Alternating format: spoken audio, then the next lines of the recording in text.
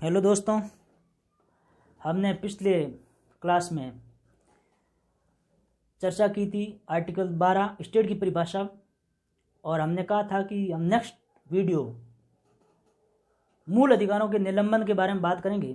और आज हमारा टॉपिक है सस्पेंशन ऑफ फंडामेंटल राइट, यानी मूल अधिकारों का निलंबन किस कंडीशन में किया जा सकता है। ऐसी कौन सी परिस्थितियां पैदा हो जाती हैं जिनमें हमें मूल अधिकारों का निलंबन किया जाता है। और सही बात तो यह है कि मूल अधिकारों का निलंबन नहीं किया जाता है, मूल अधिकारों के जो उपचार होते हैं उनको निलंबित किया जाता है। उपचारों को, मूल अधिकारों के उपचारों को निलंबित किया जाता है, न कि मूल अधिकारों को। आज हम बात करेंगे कि ऐसे कौन से आर्टिकल हैं, ऐसे कौन सी शक्तियां हैं जिनको हम मूल अधिकारों को भी निलंबित किया जा सकता है। सबसे पहले आर्टिकल 33, आर्टिकल 34, आर्टिकल 352 और आर्टिकल 368। ये 4 आर्टिकल ऐसे हैं जिनके द्वारा मूल अधिकारों को निलंबित किया जाता है। आर्टिकल 33 ये कहता है कि सैनिक जो होते हैं, फोर्सेज, जिनको हम सेना कहते हैं, उस सेना को संघ या यूनियन बनाने का अधिकार नहीं है। यानी उनके आर्टिकल 19 जो आपको अधिकार देता है संघ या यूनियन बनाने का, वो उन पर निलंबित है। ऐसा कर सकती है भारतीय संसद। भारत की संसद को जब लगता है कि इनको हम लोक व्यवस्था बनाए रखने के लिए मूल अधिकारों पर निलंबन लगाना चाहिए तो वो लगा सकती है। और आर्टिकल 33 में सैन्य, अर्धसैनिक या ऐसी इंटेलिजेंस या काउंटर इंटेलिजेंस, यानी आसूचना या प्रति आसूचना जो काम कर रहे बल सदस्य, जिनके कंधों पर देश की सेवा सुरक्षा करने की जिम्मेदारी होती है, उनको भारतीय संसद के द्वारा मूल अधिकारों का निलंबन किया गया है। और वो इंटेलिजेंस में काम करने वाले ऐसे दूरभाष जो टेलीफोन में काम आते हैं, उन पर भी निलंबन लगाया गया। यानी आर्टिकल 33 सेना, अर्धसेना या गुप्तचर एजेंसियां जिनके ऊपर ये ड्यूटी है कि वह देश की सुरक्षा और अनुशासन बनाए रखे, और ऐसी इंटेलिजेंसी के लिए या काउंटर इंटेलिजेंसी के लिए काम करने वाली संस्थाएं, बल, एजेंसियां, ब्यूरो, जिन पर ये जिम्मेदारी है, और उनसे संबंधित काम आने वाले दूर संचार पर भी भारत की संसद समय समय पर कानून बनाकर उनके मूल अधिकारों को निलंबित कर सकती है।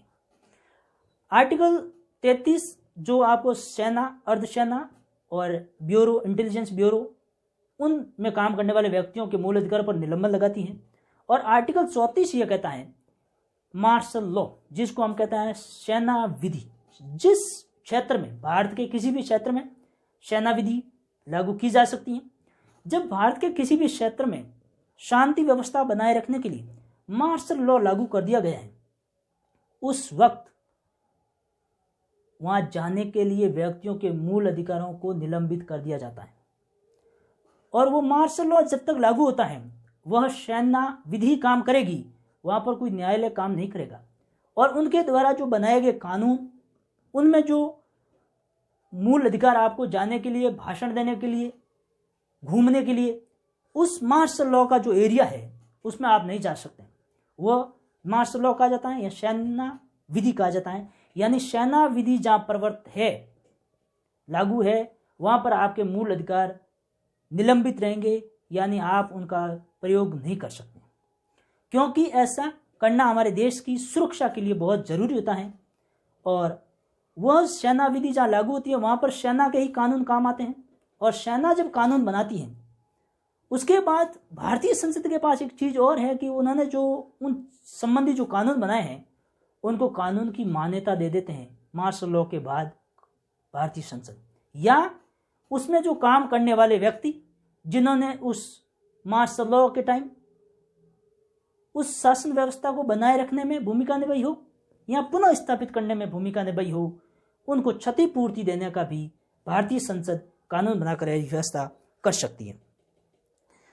और ये क्षतिपूर्ति दिलाना भारतीय संसद अपना कानून बनाकर दे सकती है उन व्यक्तियों के लिए जो जिन्होंने इस व्यवस्था को बनाए रखने में भूमिका निभाई हो या पुनः स्थापित करने में भूमिका निभाई। अब हम आर्टिकल 352 की बात करेंगे, जो नेशनल इमरजेंसी की बात करती हैं, राष्ट्रीय आपातकाल की बात करती हैं।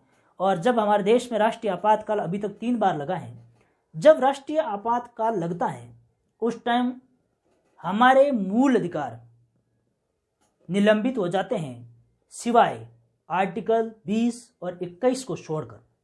20 या 20 और 21 आर्टिकल कभी सस्पेंस नहीं होते हैं, और आर्टिकल 19 नेशनल इमरजेंसी भी 3 सिचुएशन में लगाई जाती हैं, जिसमें बाह्य आक्रमण, युद्ध या सशस्त्र विद्रोह, 3 कंडीशन होती है। जब बाह्य आक्रमण हो जाता है या युद्ध होता है तब तो आर्टिकल 19 स्वतः निलंबित हो जाता है, और जब आंतरिक अशांति लागू की जाती है, जो एक बार हुई थी 25 जून 1975 की आधी रात को, उस वक्त आर्टिकल 19 को निलंबित किया जाता है राष्ट्रपति के द्वारा। अपने आप नहीं होता है, बाकी स्थिति में अपने आप हो जाता है। यानी 352 जब लगता है तो आर्टिकल 20 और 21 को छोड़कर पूरे आर्टिकल निलंबित हो जाते हैं, अगर उसमें युद्ध और बाह्य आक्रमण की स्थिति है तो। और अगर राष्ट्रीय आपात में आंतरिक अशांति लागू है तो 20 और 21 तो होने वाले है नहीं, और 19 को राष्ट्रपति के द्वारा निलंबित किया जाता है, स्वतः निलंबित नहीं होते हैं, बाकी स्थिति में स्वतः निलंबित हो जाते हैं। और अब हम बात करेंगे आर्टिकल 368, जो कॉन्स्टिट्यूशन में अमेंडमेंट की बात कहता है, संविधान संशोधन की बात कहता है। और जब संविधान संशोधन की बात कहता है तो उसके पास तो संसद के पास वो पावर है कि वो मूल अधिकारों को निलंबित कर सकती है। मूल अधिकार एब्सोल्युटली राइट नहीं है आपके पास, आत्यंतिक अधिकार नहीं है, उनको निलंबित किया जा सकता है। और भारतीय संसद के पास शक्ति है कि वो आर्टिकल 368 के माध्यम से मूल अधिकारों को निलंबित कर सकती है।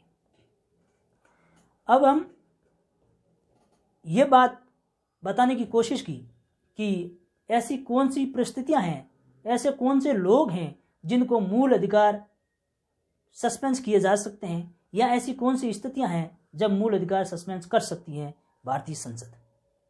ऐसा आर्टिकल 33, आर्टिकल 34, आर्टिकल 352 और आर्टिकल 368। 368 के अंदर 3 विधियां हैं जो संसद के पास प्राप्त हैं, और वह जिनको उचित समझे निलंबित कर सकती हैं।